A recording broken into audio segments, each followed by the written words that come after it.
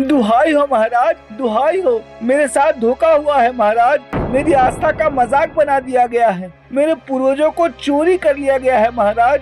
मुझे न्याय दिया जाए महाराज। आपको न्याय अवश्य मिलेगा, लेकिन आपको शांत होकर बताना होगा क्या माजरा है। महाराज, मुझ पर ये बाबा जबरदस्ती इल्जाम लगा रहे हैं। मैंने कोई चोरी नहीं की। ये मुझे पकड़कर आपके पास ले आए। चोरी नहीं की? अगर नहीं की तो कहाँ गए मेरे पूर्वजों के सोने के 2 पुतले? बता बता बता। शांत हो जाइए और एक एक कर कर अपनी बात बताइए।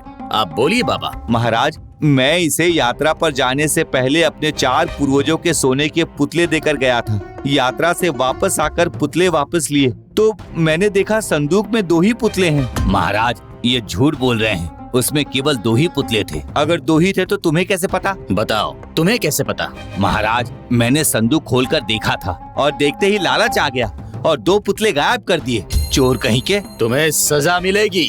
बताओ बाबा, क्या क्या न्याय चाहिए आपको? चोरी के बदले 100 सोने के पुतले बनवा कर देगा ये मेरे पूर्वजों के, तभी उनकी आत्मा इसको माफ करेगी।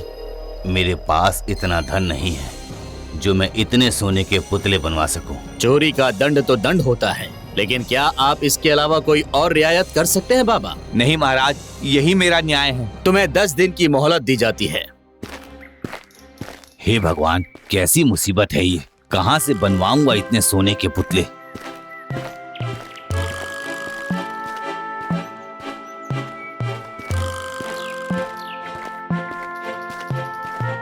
जी, मुझे सोने का दाम पूछना था। कुछ बनवाना है। दाम तो आसमान पर है, पर बनवाना क्या है? सोचो मत भाई, पहले बताओ क्या बनवाना है। मोल थोड़ा कम कर देंगे। जी, आधे हाथ जितने सोने के पुतले। वाह, और कितने बनवाने हैं? 100। 100? आज तो तगड़ा ग्राहक आया है। क्या मोल होगा? एक की कीमत 1000। ये तो करीब करीब 1 लाख मुद्रा में बनेंगे। क्या?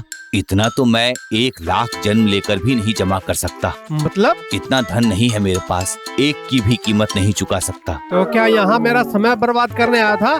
भिखारी, भाग यहाँ से, भाग।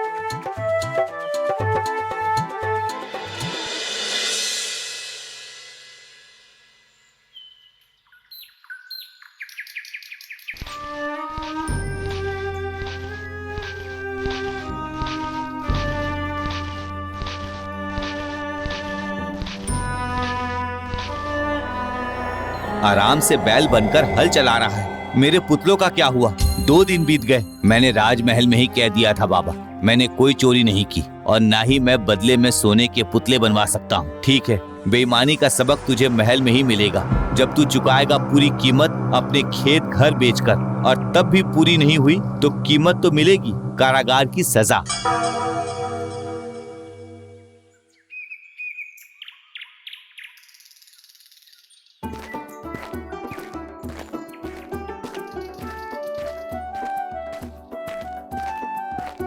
प्यास से गला सूख रहा है। यही कहीं एक तालाब हुआ करता था। सुनो भाई, ये तालाब कहाँ है?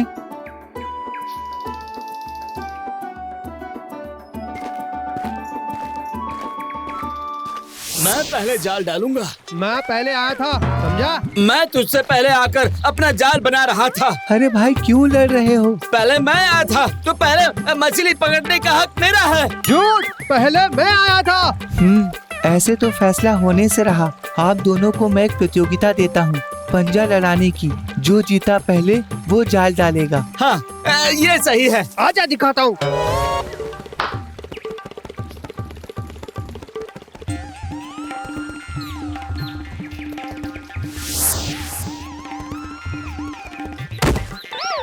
देखो, हो गया फैसला। अब तुम जाल पहले डालो और उससे पहले मैं पानी पी लेता हूँ।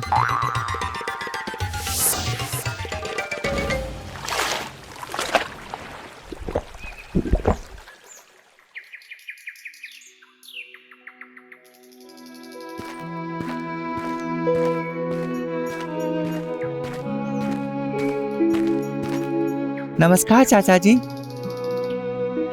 जीते रहो बेटा। भैया भाभी कैसे हैं? सब मंगल में चाचा जी। चलो भोजन कर लो, फिर बात करते हैं।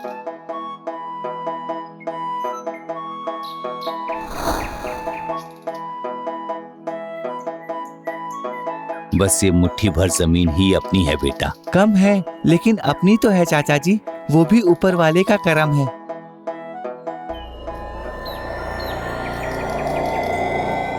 वाह, जमीन इसको बेचकर भाग रहा है पाठक। कैसी बात कर रहे हो बाबा, ये मेरा भतीजा है, भागलपुर से आया है। जहाँ से भी आया है, 10 दिन खत्म होने में कुछ ही दिन का समय बाकी है। जो होना है वो तो होकर रहेगा, वही होगा जो तेरी करनी का होगा। कौन है ये महाशय चाचा जी? मेरा कोई बुरा कर्म बेटा। आप मुझसे कुछ छुपाइए नहीं और साफ साफ बताइए। महाराज, जो गलती मेरे चाचा जी से हुई, मैं उसकी भरपाई करने के लिए तैयार हूँ। जैसे होगा वैसे करूँगा। कैसे करेगा बेटा? आप चिंता मत कीजिए चाचा जी। जो अपराध तुमने स्वीकार कर लिए हैं, आज बताने आए हो?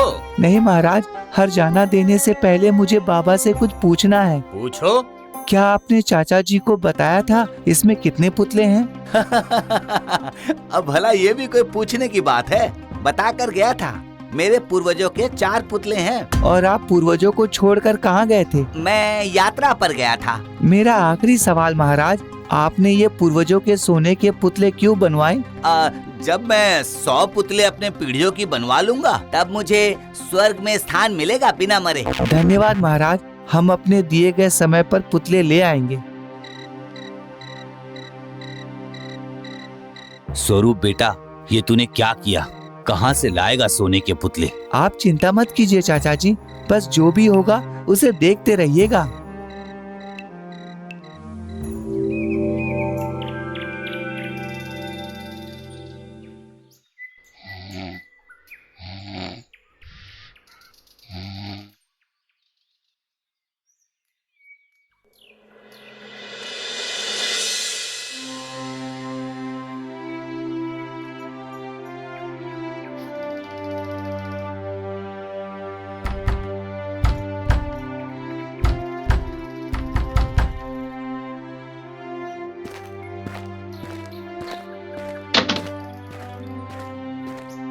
मैं अपने पुतले लेने आया हूँ। कहाँ है तुम्हारा भतीजा? वो तो नहीं है, सुबह ही अपने घर वापस चला गया। ले चलो इसे महल।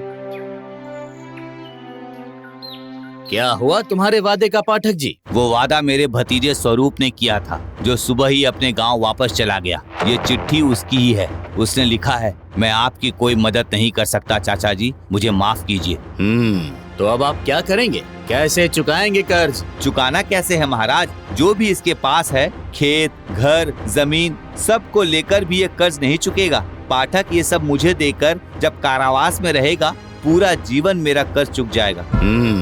यही मेरा न्याय है। तुम्हें क्या कहना है पाठक? तुम्हें स्वीकार है? जय हो महाराज, वीर प्राप्त की। हमें आपसे न्याय चाहिए। आप धैर्य रखिए और बताइए क्या हुआ आपके साथ। महाराज, हम अपने पूर्वजों को सैर पर लेकर निकले थे। रास्ते में हम खुद को स्वच्छ करने के लिए कोई स्थान खोज रहे थे। तालाब के पास हमने स्वरूप नाम की युवा को अपने सोने के पूर्वज संभालने को दिए। वो लेकर रफ्फू चक्कर हो गया। वाह, वो इन्हीं महाशय का भतीजा है। हमारे भी पूर्वज इन्होंने चोरी कर लिए। देखा महाराज? आपके भी? क्या आप भी सुगंधराज पुस्तो दास जी की पीढ़ी से हैं? क्या उसी चोर ने आपसे भी हमारी पीढ़ी के पुतले चुरा लिए? चुराए तो हैं, लेकिन उसके चाचा ने, जो ये महाशय हैं। आप भी इनकी पीढ़ी से हैं? हाँ महाराज, यही है हमारे पीढ़ी की पहचान। जो कह दिया पत्थर की लकीर, कर्म से नहीं हटते हम। हाँ महाराज, और मैं इनसे ज्ञान और उम्र में भी बड़ा हूँ, और ये मेरी पीढ़ी के हैं, तो इनका और मेरा न्याय एक ही है। हाँ हाँ, सब एक है। और अपराध भी। अपराध? जी, अपराध। महाराज, आप एक बड़ा अग्निकुंड जलवाइए। हमने अपने पूर्वजों को अनजाने में ही सही, लेकिन अलग करके उनका विश्वास और सम्मान खो दिया है, और हम अभी मरकर स्वर्ग में जाएंगे। मुझे विश्वास है मेरे पूर्वज हमें अवश्य स्वीकार कर लेंगे। क्या? हाँ भाई, चलो मेरे साथ। महाराज, आप तैयारी करवाइए, अग्निकुंड जलाया जाए।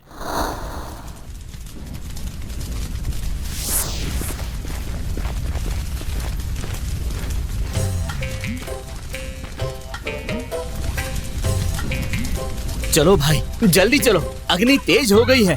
अरे भाई, जाने दो मुझे। मैं कोई फूल वूल पीढ़ी का नहीं, मैं एक साधारण सा इंसान हूँ। कोई पुतले उतले चोरी नहीं हुए हैं मेरे भाई। वो सब सोना ठगने की कला थी जो मैं बहुत बार कर चुका हूँ। सच आपके सामने है महाराज। इस चोर महापापी को बंदी बना लो और कोड़े मार मार कर कारागार में डाल दो। तूने कमाल कर दिया स्वरूप। ये सब मैंने पहले ही महाराज को बता दिया था। उनका आभारी हूँ कि उन्होंने इसमें मेरा साथ दिया। और हम भी कि तुम्हें जैसा शक था वही हुआ। हम तुम्हें इनाम में 1000 मुद्रा देते हैं और अपने महल में सलाहकार का पद। धन्यवाद महाराज।